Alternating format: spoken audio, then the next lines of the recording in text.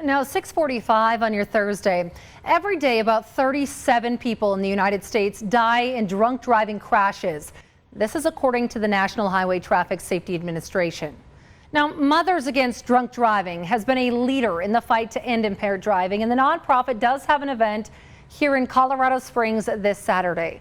A walk to shed light on these preventable tragedies. Ahead of that, I sat down with one mother who lost her daughter to drunk driving and is turning her grief into action.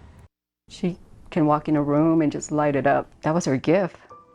She was so lovable. My daughter was ejected from the car and she died instantly. Alize Wathana was 21 years old.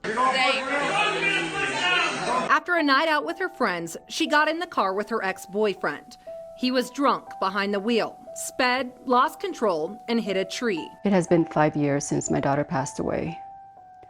And a song may come up and I think about her. Sometimes I cook her favorite food and I just cry because I miss her. This is the last picture we took together. Alize was studying to be a nurse at the time. She was an aspiring entrepreneur, a sister, a friend, a daughter. She's supposed to be living a good life right now. Do you feel like you as a mom were robbed of that? Of course I was. Every day.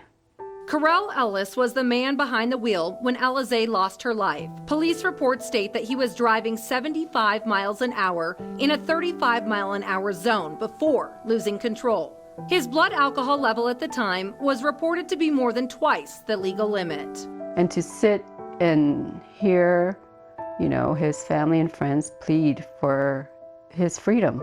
Yeah. While I pleaded for her justice. Ellis is serving nearly 11 years in prison for a reckless homicide charge after being offered a plea deal. It was 4 years after she died that came about. 4 years that he lived his life. But Noam understands that justice is only part of the battle. Now she works to bring light to a major resource here.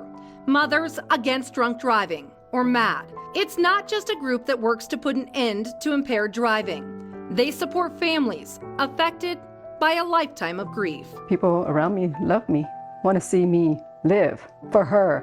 That's why I wanted to do this. Noam has a team taking part in this year's Walk Like MAD, a fundraiser to create a future of no more victims. We live in a world that nothing can happen to us, but it happened to me.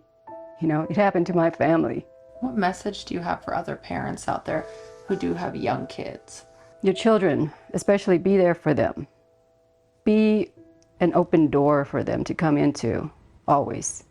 Yeah, and Noam and I talked about how our kids may be discouraged even from coming to us when they are in these compromised situations. So have those conversations ahead of time. I know my mom had always told me in this type of situation, she would be there to give rides to whoever needed it with no questions asked.